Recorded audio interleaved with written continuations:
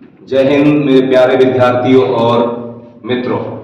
आज का क्लास जैसा अवगत कराया, लास्ट डे मैंने आपको फिजिक्स पढ़ाया, इसी क्रम में आज का जो क्लास है प्रकाश का परावर्तन और अपवर्तन। थोड़े समय में बहुत अधिक ज्ञान, इसी उद्देश्य से ये क्लास चलाई जा रही है। आपको बता दें एक विशेष जानकारी कि ये जो चैप्टर है जो 10th क्लास बोर्ड परीक्षा है उसमें लगभग 8 नंबर का आता है। क्वेश्चन आंसर आएंगे 2 नंबर के, 4 नंबर के, 3 नंबर के, उसके अलावा 1 मार्क्स के भी आएंगे। अब हम बात करते हैं कि प्रकाश का परावर्तन तथा अपवर्तन, लाइट रिफ्लेक्शन एंड रिफ्रैक्शन। प्रकाश क्या होता है? सबसे पहली बात, प्रकाश ऊर्जा का एक रूप है जिसकी उपस्थिति में हम वस्तुओं को देख पाते हैं। ऊर्जा का रूप है, हम वस्तुओं को देख सकते हैं जिसकी उपस्थिति में। प्रकाश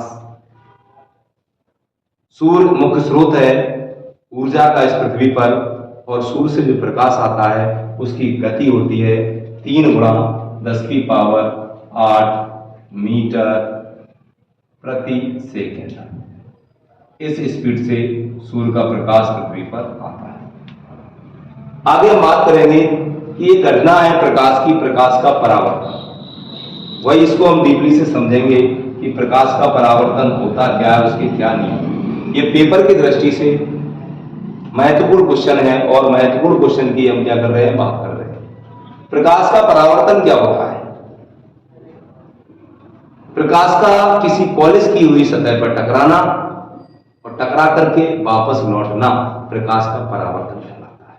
वही घर में जब पेंट कर दो, कलर लगा दो बढ़िया सा, उसमें दीवार में शाइनिंग बहुत ज्यादा आ रही है तो वहां परावर्तन बहुत ज्यादा हो रहा है।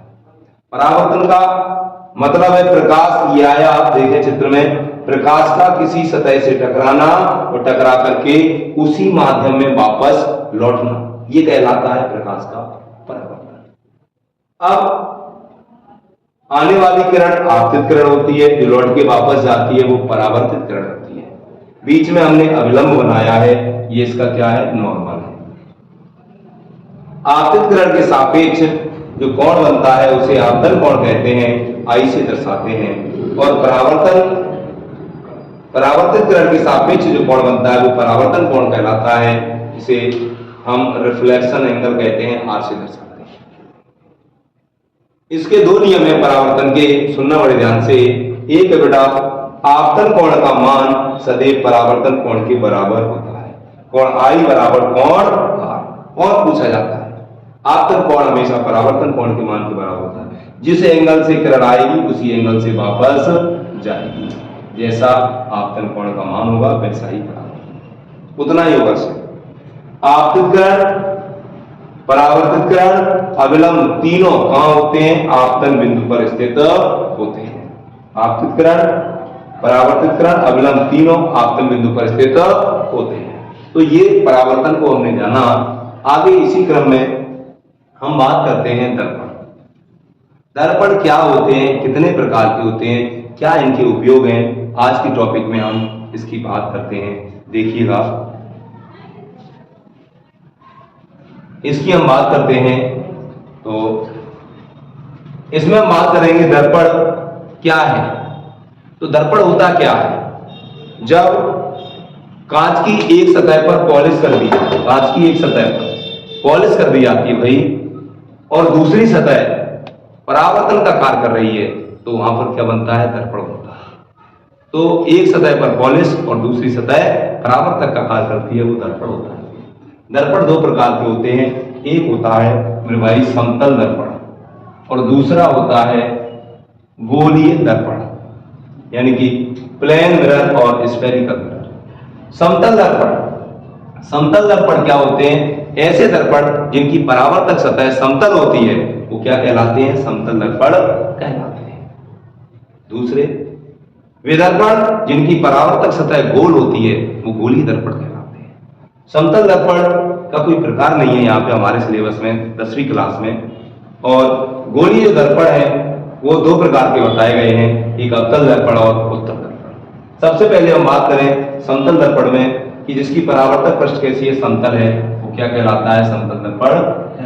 उपयोग घरों में जो चेहरा देखने के लिए सामान्यतः हम जो यूज करते हैं दर्पण, वो क्या होता है? समतल दर्पण होता है। समतल दर्पण के कुछ गुण हैं, यहाँ से बनमास क्वेश्चन बनने के बहुत ज्यादा चांस रहते हैं, इसको विशेष समझें। हमेशा समतल दर्पण में जितनी बड़ी वस्तु होती है उसका प्रतिबिंब भी उतना ही बड़ा बनता है। जितने बड़े चेहरा हम देख रहे हैं शीशे में उतना ही बड़ा दिखेगा भैया, ये तो नहीं है बहुत बड़ा दिखाई दे जाए हम डबल हो जाए ऐसा नहीं होगा, जितनी बड़ी वस्तु का आकार उतना बड़ा प्रतिबिंब बनता है। दूसरा, वस्तु जितनी दूरी पर होती है दर्पण में प्रतिबिंब भी उतनी दूरी पर दिखाई देता है।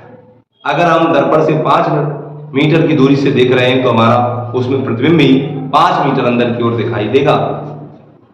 फोकस दूरी अनंत होती है, बहुत बनता है क्वेश्चन, बोला समतल दर्पण की फोकस दूरी क्या है? अनंत है। इसमें पास परिवर्तन पाया जाता है, कोई भी जब हम देखते हैं अपना चेहरा घरों में तो पलट के दिखाया जाता है, जैसे देख रहा है घूम के दिखाई देंगे तो पास परिवर्तन पाया जाता है, तो काफी अच्छा है। फोकस दूरी कैसी होती है? अनंत होती है। आगे बेटा हम बात कर रहे थे जो गोली दर्पण, ऐसे दर्पण जिनकी परावर्तक सतह गोल होती है वो गोलीय दर्पण कहलाते हैं। एक है अवतल दर्पण और ये ऐसे कहते हैं अभिसारी दर्पण। भाई हम अवतल दर्पण को अभिसारी कहते हैं, उत्तल दर्पण को अपसारी कहते हैं। देखो अभिसारी और अपसारी का मीन समझ जाओ, अपने आप बन जाएगा। अभिसारी नाभिक केंद्र की ओर जो सिकुड़ता है, जो सिकुड़ता है प्रकाश को, वो कौन कहलाता है? अभिसारी दर्पण कहलाता है। और जो प्रकाश को फैलाता है वो उत्तल दर्पण कहलाता है। भैया फैलाता है प्रकाश को, उत्तल दर्पण गलियों में लगी रहती हैं लाइटें, वो प्रकाश को क्या करती हैं? फैलाती हैं। घरों में लगी हुई हैं लाइटें, वो प्रकाश को सिकुड़ती हैं कि फैलाती हैं? फैलाती हैं। तो वो क्या है? उत्तल दर्पण है। ये सिकुड़ता है, सिकुड़ करके बहुत दूरी तक ले जाता है। तो अवतल जो दर्पण, पहले इसकी हम परिभाषा की बात करते हैं कि अवतल दर्पण होता क्या है। वो है दर्पण जिसकी भीतरी सतह, अंदर की सतह परावर्तक का कार्य करती है, अवतल दर्पण कहलाता है। आपने चम्मच देखी होगी, चम्मच की जो भीतरी सतह होती है वो अवतल दर्पण का कार्य करती है, जो उसकी बाहरी सतह होती है वो उत्तल दर्पण का कार्य करती है। अर्थात जब दर्पण की भीतरी सतह पर पॉलिश कर दी जाए और बाहरी सतह पर परावर्तक का कार्य करती है तो वो उत्तल दर्पण कहलाता है। डियर स्टूडेंट्स, आगे हम बात करेंगे कि अवतल दर्पण के उपयोग क्या है, जो पेपर में आने के बहुत चांस हैं, इस वर्ष भी आने के बहुत बड़े चांस हैं 2025 एग्जाम में। पहला उपयोग है अवतल दर्पण का कि इसका उपयोग वाहनों के हेडलाइट में, सर्च लाइट में, टॉर्च में उपयोग किया जाता है। भाई टॉर्च कौन सा अच्छा है? देखा गांव में बड़े बड़े किसान टॉर्च रखते हैं, बहुत दूरी तक लाइट जाती है, तो दूरी तक जो लाइट वो पहुंचाता है सर्च ढूंढने के लिए। हेडलाइट बढ़िया, बाइक में अच्छी लाइट है, तो सर्च लाइट, वाहनों की लाइट या टॉर्च में हमेशा किसका यूज किया जाता है? अवतल दर्पण का उपयोग किया जाता है। दाढ़ी बनाने में, भैया दाढ़ी बनाने में जब हम जाते हैं सैलून पर शेविंग के, तो वहां देखते हैं एक दर्पण लगा रहता है। भाई ये क्या करता है? ये जो दर्पण होता है ये क्या कर रहा है? अभिसारी है। अगर अपसारी इसमें चेहरा कैसा दिखाई देता है? बड़ा दिखाई देता है। ये गुण है, ये चेहरे को बड़ा बनाएगा। भाई जिम में जाते हैं, जिम में जब बॉडी जाओगे पतलू से, लेकिन वहां दिखाई दोगे बॉडी बिल्डर, तो ये क्या लगाए रहते हैं वहां पर? सब अवतल दर्पण लगाते हैं जो चेहरे को बड़ा करके, प्रसारित करके चेहरों में स्मार्ट गिरी को बढ़ा देता है, तो वहां यूज किया जाता है अवतल दर्पण। तो दाढ़ी बनाने में नाई की दुकान पर अवतल दर्पण लगता है। और डॉक्टर द्वारा नाक, कान, गले की जांच के लिए जो मशीन की जाती, उपयोग की जाती है, उसमें भी अवतल दर्पण लगा रहता है। सोलर कुकर में, कुकर को रख देते हैं सूर्य के सामने, प्रकाश आता है उससे कुड़ करके एकदम भोजन पर डालता है, तो सोलर कुकर या सोलर भट्टियों में भी अवतल दर्पण का उपयोग किया जाता है। करें कैसे यार? भाई काय को रटना है, अवतल दर्पण का उपयोग काय में करना है? ये सिकुड़ता है प्रकाश को, टॉर्च में, हेडलाइट में। दूसरा, दाढ़ी बनाने के मिरर में, सोलर कुकर में।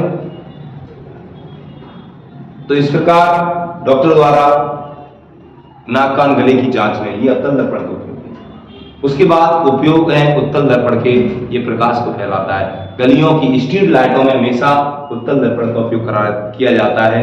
जो दर्पण होते हैं वो लाइट को फैलाते हैं। वाहनों की बत्तियों में, अंदर बत्ती लगी है, घर में लाइट लगी है, ये सभी उत्तल दर्पण का उपयोग किया जाता है। सिक्योरिटी मिरर में, भीड़ भाड़ वाले बाजार में जाते हैं तो वहां दुकानों पे छोटे छोटे दर्पण लगे हैं।